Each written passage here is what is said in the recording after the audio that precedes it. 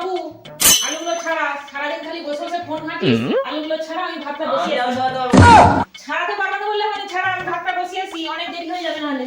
আলুগুলো ছাড়া, আমি ভাতটা বসিয়েছি। এদের কাজ নেই বলে আলু ছাড়া।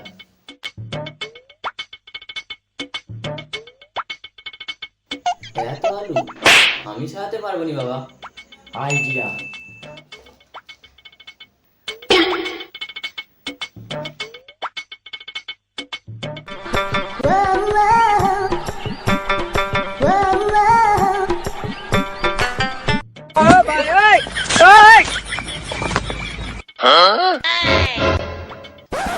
মা হাত কেটে গেছে।